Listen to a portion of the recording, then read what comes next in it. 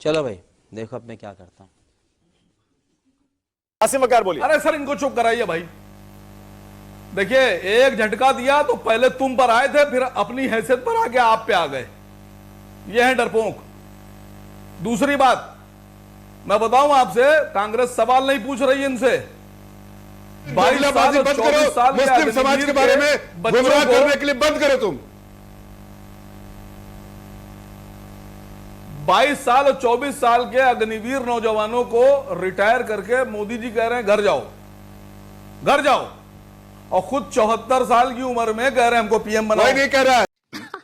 सही पकड़े हैं। समझदारी की कमी है तुम्हारे में। सन 2000 से 24 साल हो गए। समझदारी की कमी जरा सुन लीजिए। अग्निवीर के बने बारे में रहेंगे, बता दूं आप बने रहेंगे 74 साल के, फिर भी पीएम बनेंगे। हकीकत बता देता हूं। और अग्निवीर को कह रहे हैं रिटायर कर दो। लोगों को गुमराह करने का काम अब असीम वकार, आप लोगों को झूठ बोल के गुमराह करके अपने हकलाने लगे, जमीन पे खड़ा करके भाई 1 मिनट में हकलाने लगे। ये लेना चाहते हो, नहीं मिलेगा तुमको वोट, इसलिए पूरा मुस्लिम मेरा बस चल जाए, बिल्कुल नाकार। मेरा बस चल जाए तो मैं हिंदुस्तान के हर लोकसभा में जाऊं और हर लोकसभा में जाने के बाद पूछूं कि 15 लाख करोड़ क्यों माफ कर दिया। ये 3 लाख रुपए कह रहे हैं लखपति दीदी बनाएंगे, 3 लाख रुपए। एक मिनट, आप जफर भाई एक सेकंड रुकिएगा, 1 मिनट रुकिएगा। 15 लाख पहले वाले और 3 लाख 18 लाख रुपए लेंगे। एक सेकंड आसिम वकार। अरे आसिम वकार 1 मिनट, जफर भाई 1 सेकंड, जफर भाई 1 सेकंड, 1 सेकंड, 1 सेकंड, सिर्फ और सिर्फ अपने अच्छा रुकिए तो सही, 1 मिनट, कांग्रेस से भी बदतर हो तुम। 1 मिनट बंद करिए। आसिम वकार, ये जो आप माफ कर दिया, माफ कर दिया, माफ कर दिया, ये डिबेट बहुत पुरानी है और आपको भी पता है आसिम वकार, ये माफ करना नहीं होता है, ये बट्टे खाते में डालना होता है। आपको भी पता है जब किसी उद्योगपति का बैंक का लोन वो चुकाता नहीं है तो उसका क्या किया जाता है, सिर्फ किताबों से उसको रिकवरी में डाल दिया जाता है। ऐसा नहीं है कि वो माफ हो जाता है, आप भी जानते हैं ये बात। और ऐसा नहीं है कि सिर्फ एनडीए सरकार में हुआ है, ये हमेशा से होता आया है। यूपीए में, एनडीए में, यूनाइटेड फ्रंट में, सारी सरकारों में होता था ये। मैं नहीं तो मैं बोल, अरे मैं जवाब दूं। हाँ बोलिए। अभी मजा आएगा ना भिड़ो। सर मसला यह है कि लाखों करोड़, 15 लाख करोड़ रुपए माफ कर देंगे और किसान के ऊपर वसूली डालेंगे और गरीब आदमी से जाकर वहां उसके क्या एजेंट भेज देंगे, किस्ते, उसका मकान सील कर देंगे, मकानों की नीलामी होगी, गाड़ियां खींचकर नीलाम करेंगे, मोटरसाइकिलें उसकी उठा के लाएंगे गरीब आदमी की। वहां क्यों नहीं माफ कर रहे हैं? गजब बेइज्जती है। अच्छा मतलब आप कह रहे हैं राहुल गांधी ने जो लिखा है या कहा है कि संपत्ति का सर्वे होगा, आर्थिक सर्वे होगा, संस्थागत सर्वे होगा और उसके बाद उसको बांटा जाएगा दोबारा, ये जो संकेत दिया है ये सही है, मतलब होना चाहिए, ऐसा ही होना चाहिए आसिम वकार। मैं तो ये कह रहा हूं कि 15 लाख करोड़ रुपए जिन जिन के माफ किए गए सबके वापस लिए जाएंगे, बिल्कुल लिए जाएंगे। आपको क्यों एतराज हो रहा है?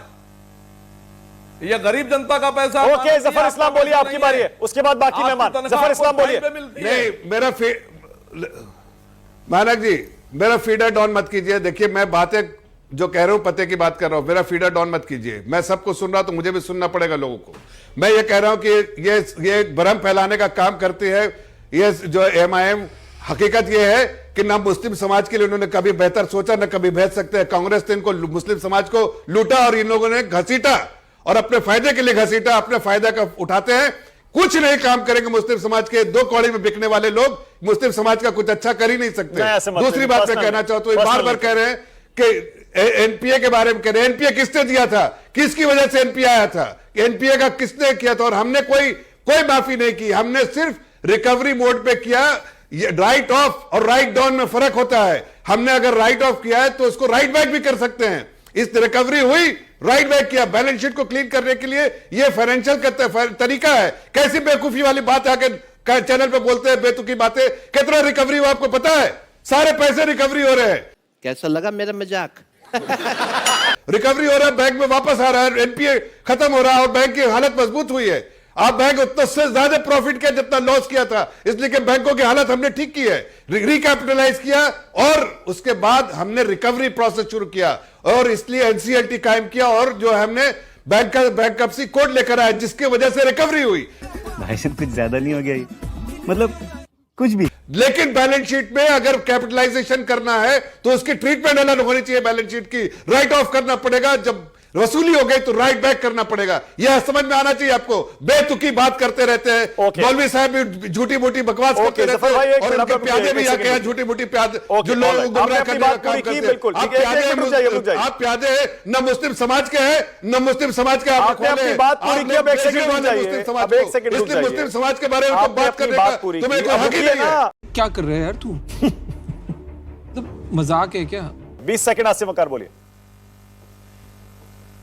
देखिए, मैं जफर भाई की बात को इधर सुनता हूं, इधर निकाल देता हूं। मुझे पता है बहुत परेशान है। मोदी जी ऐसा फंसा देते हैं इन लोगों को, ऐसा फंसा देते हैं, कल लगे मुसलमानों को दे देंगे, ज्यादा बच्चे पैदा करने वालों को। जफर भाई, आपकी भांजी भतीजों की बात कर रहे हैं मोदी जी, आपकी भांजियों की और भतीजों की, कि उनको दे देंगे और आप उनको बेचारे को मान नहीं रहे। आप समर्थन कीजिए उनका, मोदी जी का। आप उनके गुलाम हैं पार्टी के। कैसी लगी? आगे स्वाद